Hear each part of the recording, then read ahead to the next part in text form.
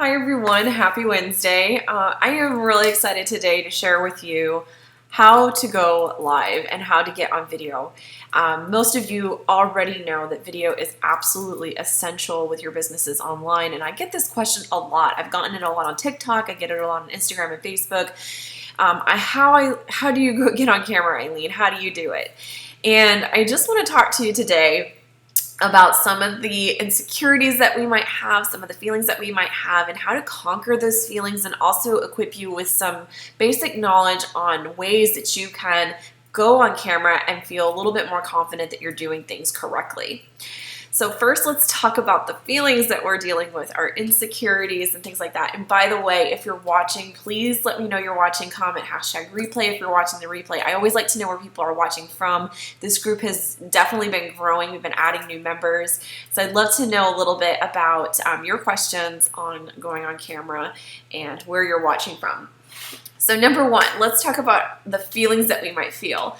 So we might feel that we're just inadequate, that we're going to make a mistake.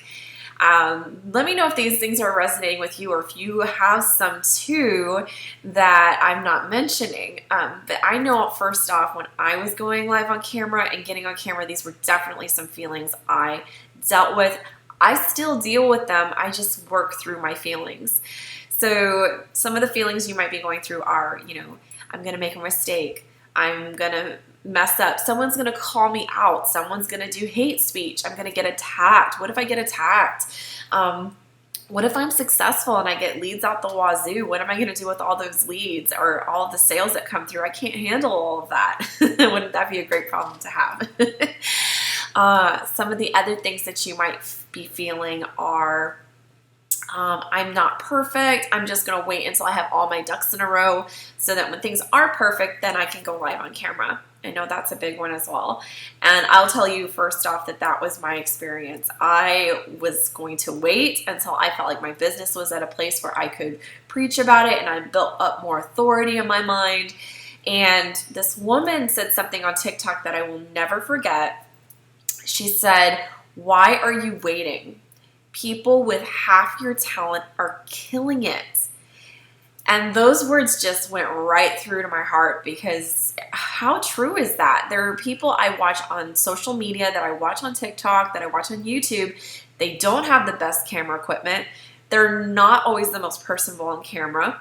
They don't have the nicest hair or fanciest clothes, or they don't always have the most creme de la creme business setup where they have a great office, where they have all of their ducks in a row. But what they do have is knowledge, and they have expertise that they can share with me that I find highly, not just valuable, I find highly valuable.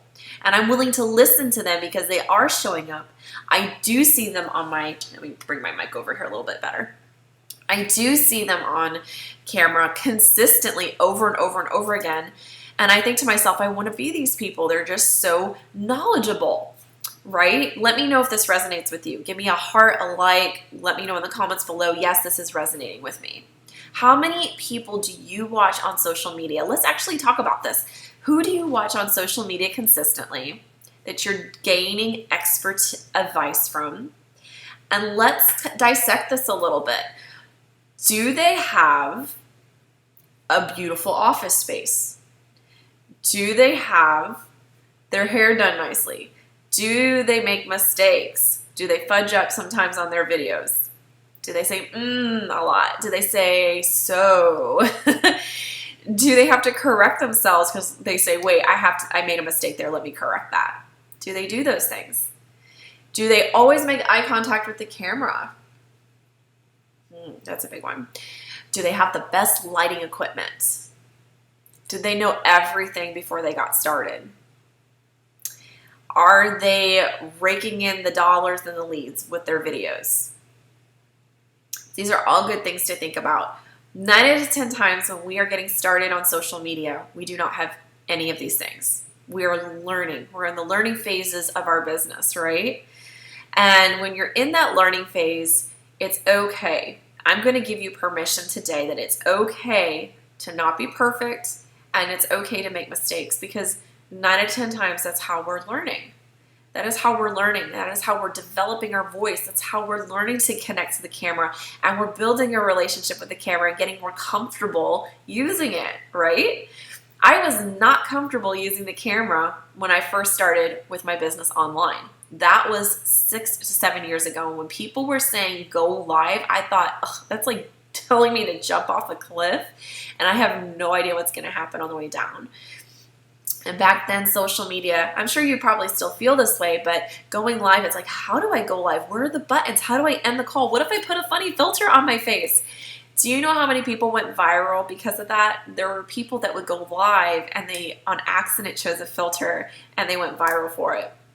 One of the things too to always note about this business is that we'll just say entertaining, maybe not bad, but definitely entertaining content is not a bad thing. And people love your relatability. They love your authenticity, and they love it that you are willing to admit that, hey, I'm not perfect at this. I'm learning, but hey, join me as I'm learning this. I'm going to show up consistently because I believe you deserve it. You deserve for me to show up consistently. You deserve for me to show up on here on camera, on Facebook, on Instagram, on TikTok, and to provide you with this valuable knowledge that I have. What a difference, right? People are going to, when you make up that mistake, I have used lines like, I made a huge mistake on TikTok. I'll use this example. I made a huge mistake on TikTok where I said 800% of women versus saying an increase of 800% in women. Big difference there, right? And I'm telling you, the math critics came after me. Oh, the math trolls came out of the woodwork, and they were ready to slaughter me. But you know what? I laughed about it. I kind of like buried my head in the sand for a day and was like, oh my gosh, I can't believe I made that mistake. Of course they're going to bury me alive. But I came back the next day, humble, authentic, and I was like, thank you guys so much for correcting me on that. Let me explain what I meant by that. And people were, the nice people that really were part of my audience that were genuine. They were like, Eileen, you were so authentic. Thank you so much for just correcting that. You didn't have to do that, but you were just amazing. And it was amazing. Thanks, Dave. Yes. You're saying aren't good enough, have value to make videos. Okay. No, you definitely have value to offer people, and you absolutely are good enough to do video content. I'm telling you. So, if I hadn't made that mistake, though, this is the crazy part. If I hadn't made that mistake, the haters wouldn't have commented. It wouldn't have gone viral. It did go viral. It reached 100, I think last time I checked, it was 165,000 people. And that took my following from 12K to 18K. Like, what? And so, it wasn't a bad mistake. It was a mistake, but it turned into an entertaining mistake, is what I like to call them. It was an entertaining mistake, and it put me on this projection to semi-viral. And most of the people that followed me were interested in what I was trying to get across, in the information I was trying to get across, which actually brought in my ideal audience. So do not feel that going viral or being hesitant about that and making a mistake should hold you back from success, because that's exactly what it's doing. While you're waiting and you're allowing these fears to control you, other people with half your talent are out there killing it, and they're taking your clients from you. It's so true. And when I started to really dissect and shift my mindset with that, I was like, I can do this. I can go live, I can mess up, and if I mess up, that's the worst case scenario, right? One of the things that my counselor taught me, because I deal with high functioning anxiety, and so maybe some of you deal with this too, right? Let's be honest here. So some of you might be dealing with this. If you're dealing with high functioning anxiety with going live on camera, I want you to ask yourself this question. In fact, get a piece of paper and a pen, and if you're watching the replay, you can pause this, but I want you to ask yourself this question. It's 2 questions. Number 1, what is the worst case scenario that's going to happen if I go live or good on camera? What's the worst thing that's going to happen? And I want you to write that down. In fact, if we want to be transparent here, go ahead and share that below. Share what is the worst thing that could happen to me if I go live on camera. And once you have that down, I want you to then ask yourself, now what's the best thing that could happen? What's the best case scenario of me getting on camera? What could happen if I do that? And then ask yourself, is this worst case scenario that I'm thinking about, could this really happen? Is this a fact? Or is this a fear that is allowing me to hold myself back from my best case scenario? Because that's what I was allowing myself to do. I was holding myself back due to a worst case scenario that actually was preventing me from having best case scenarios. And I have had some really awesome best case scenarios, guys, from getting on camera. That is where the success of my organic marketing comes in. And if you're trying to use organic strategies versus paid strategies, I hate to break it to you, but you're going to have to get live on camera. You're going to have to get on camera some way, somehow, whether on YouTube or TikTok or Facebook or Instagram or going live. You have to show up with video content. It's imperative that you do. So talking about some of these insecurities and these feelings that are holding us back, would you like to know some tips that I have found over the years that have made it really successful for me to go live on camera? Let me know if you would like that. Yes or no? I'm going to talk first a little bit about lighting and having a camera that's stable. So one of the things that I've learned is to, number one, have good lighting equipment if possible and something to keep your camera still. Do you need these things? No, you do not absolutely need these things. You can use, instead of purchasing, can't think of what, a ring light on a tripod, something to hold your camera in, you can get away without this $120 purchase by using a smaller tripod by a window.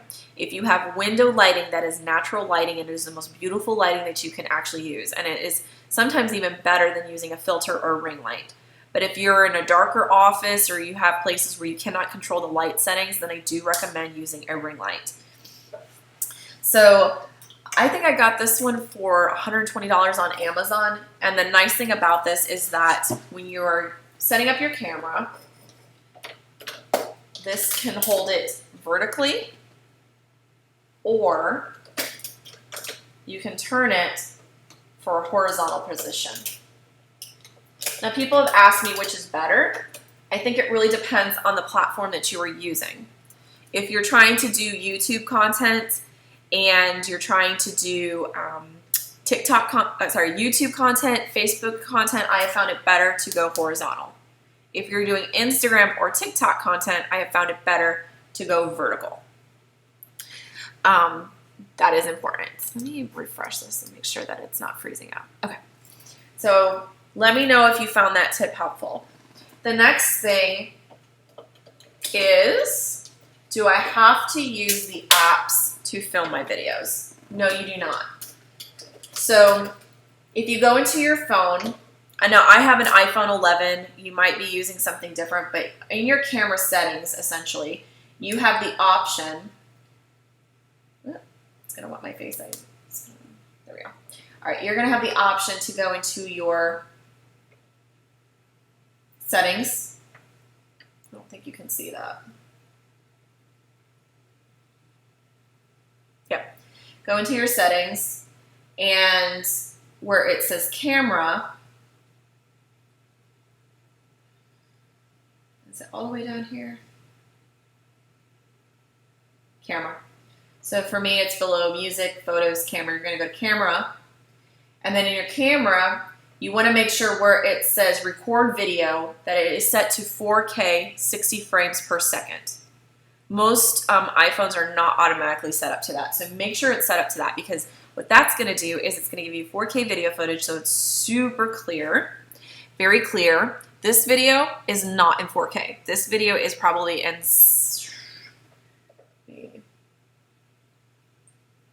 720 pixels HD.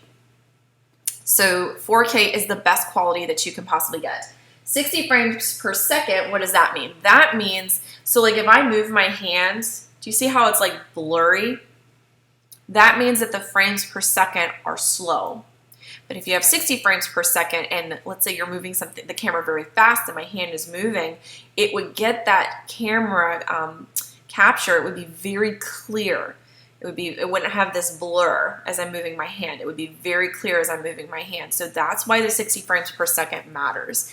Some people have asked me, well, do I need to upgrade my phone or do I need to upgrade my camera? That's dependent on you. I personally, yeah, I would say yes. But I've seen people who don't have great cameras and do well. So it really depends on where you're at in your business. Can you afford it? I would ask yourself those things like, can I afford a camera like that? If I can't afford it, can I create enough video content to where I can afford it? So ask yourself those questions first before you decide to upgrade your camera equipment. But if you are a professional, high established business, and that is the prestige, the presence that you're looking to create, then yes, I really think video quality matters. So that is a great little tip. And plus the other thing too, if you're upgrading your camera on your phone, then you're kind of killing two birds with one stone. You're getting a better camera, but you're also getting a better phone. You can do more things with your business on your phone. So I do recommend making sure that when you go to purchase a phone, that it can do 4K at 60 frames per second. That is important. So a lot of times you can actually record your own videos right from your phone and you can edit them. So here are a couple of the apps that I recommend that you can use right from your phone app. These are not free, but they are still great video apps to use, and they are pretty affordable. And we're looking for simplicity, I think, in this session versus cost. I'm looking at more what can I help share with you to make it easier on your business. So I love the app Video Leap. I just found that it is very flexible. I think that's the word I'm looking for. Very flexible with all the different platforms that need and require video content. So we're looking at TikTok, we're looking at Instagram, we're looking at YouTube, and we're looking at Facebook. This app will help you create formats and videos for all of those different platforms. They have great transitions, meaning like when the scenes blend to the next scene, you have some really fun transitions in there. You have some ways to edit your sound quality. You have ways of editing your filters on your videos. Ways to even add some like fun little, what's the word I'm looking for? Effects and animations. You can do that from this app. One of the really cool things too that I've seen on it is like I had a video where I did a Harry Potter wand. I was at Universal Studios. I had my wand and I found a way in the settings where I could actually trace my wand and have a light follow my wand. So I was able to do that in Video Leap. I'm not sure it's Android compatible, but if you need an app that's compatible with Android, let me know and I'll see if I can find you one. A lot of everything that I use is Apple and iMac products, which I've been using for over 10 years now. So I did have an Android phone at one point, but I gave it up for my Apple phone. So anyway, let me know if you found that helpful. So when you're using a ring light, I'm going to kind of show you here. I already have my brightness pulled up really high because on my computer screen. And I can turn this down. Yeah, I think I have my brightness really high up on my computer. But this is what I basically use for all of my TikTok videos and everything, and it really gives my TikToks a higher quality. And this is, I think it's pronounced Neewer, Neewer. Yeah, I'm not going to be able to. But it is I have StreamYard set up to their brightness. Let me turn this down. So I'm just adjusting some. Turn this down, it's gonna go off. Yeah, okay. But like this is, hopefully you can see this. This is a pretty big significant difference.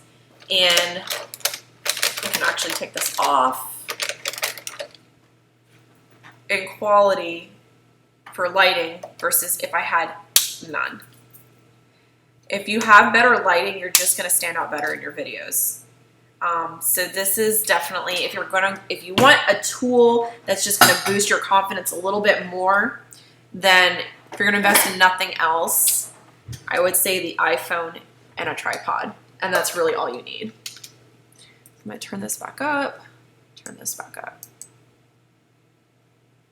I'm using also, if you're looking for something to go live in your groups with, I'm using Ecamm. I've used StreamYard for Windows, and I'm using Ecamm right now, and I really like Ecamm. It's Ecamm, and Ecamm has really helped me with going live in groups and going live on Facebook. So I love this. I can adjust my microphone in this program. I can adjust my lighting. I could even add a green screen behind me and change my backdrop, which I'm not opposed to the idea of. So there's a lot of programs out there, guys, that can really help you with your quality. So that I basically covered quality in this context. The next thing I want to talk about is overall presence on camera. So you ready for this? So with presence, there's a few things here that will really help you connect better with your audience and create better videos. Number one, do some jumping jacks and don't be afraid to laugh. Smile. Pretend like you're on the phone with somebody and it's customer service. Can I turn this off? Yeah, I can absolutely turn this off. I pretend like I'm having a conversation here in my living room and drinking a cup of coffee and just listening and being kind of monotone and thoughtful. But that doesn't translate well on video all the time, right? It doesn't. So we kind of have to turn up the volume a little bit. We've got to smile and we've got to make eye contact with our camera.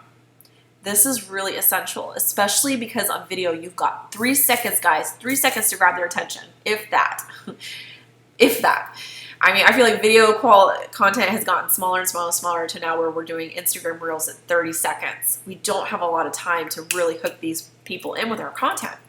So definitely smiling more, and I've learned to just make eye contact with that camera, using my hands a lot. Now, I do need to get my nails done, so don't look at my nails, but one of the things that I learned too from watching TV and watching how people sell their products on TV is that they always, always, always have their nails done. Even a man, he's got a nice manicure, his nails look clean, his hands look clean.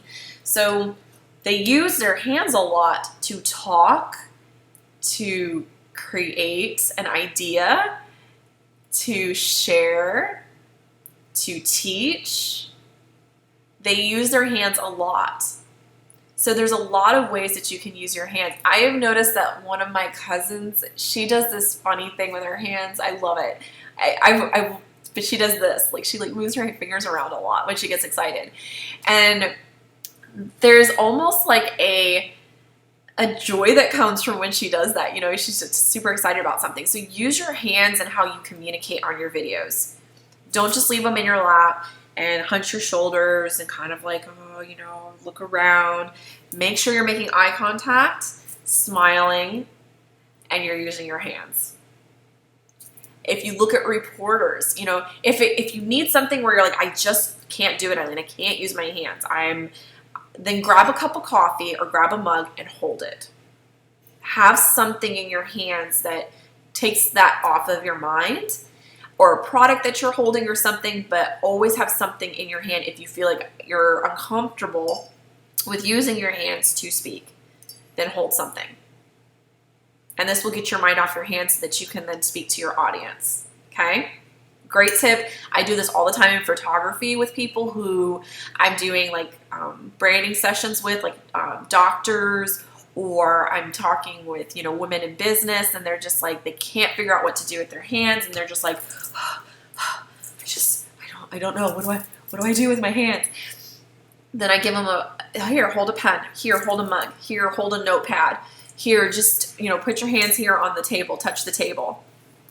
If they have some place where they're putting their hands that's not just open air, they tend to look more fluid in their pictures.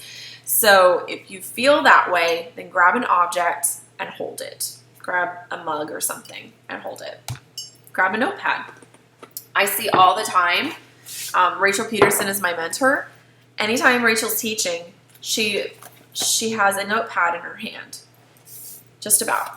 She has, this is a great way too to teach. You can have a notepad in your hand. You can draw pictures and outline things for people. So let me know if you find these helpful, if these resonate with you. But I think I'm going to stop there. And this is a lot of food for thought and things to process, but these tips have helped me immensely with getting live on video, conquering my fears, realizing that it is, at the end of the day, me that is holding myself back from doing that. And at the end of the day, if I'm giving you some tough love, it is really just you that is holding yourself back from this. It's not because you don't have a great camera. It's not because you don't have a ring light or a lighting that's accessible to you. It's you, and getting over that mindset, that mountain that you've put in front of yourself, all these different excuses to keep you from doing it. But I promise you, the day that you start doing it is where you're going to start to see results. And it's going to take time. It is going to take time because you're going to have to learn your own voice. You're going to have to fail a few times and see, why isn't this working? I've been getting on camera for 3 months and it's just not working, Eileen. Nothing is working. That's not true. People watch. So somebody is watching. But why didn't they stay? Why didn't they watch longer? Do you need to change the way that you introduce yourself in your videos? Do you need to change your lighting? Do you need to make better eye contact with the camera? Do you need to provide better value? These are all great questions to ask. In fact, I would pause that video, go back and write those down. I've learned too, just with doing videos, that those first questions that maybe zooming the camera in on me, or having something that really hooks people in.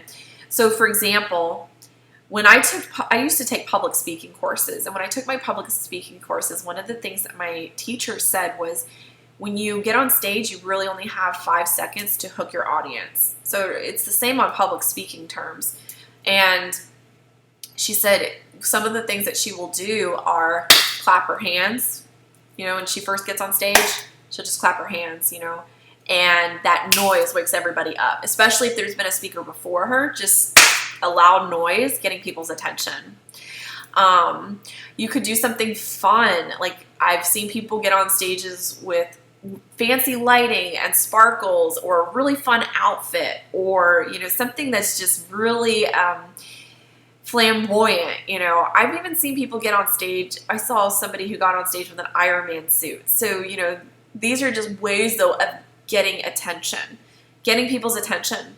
So these are more flamboyant ways of doing it. But I've seen people who come on stage with like sparklers, or different things like that.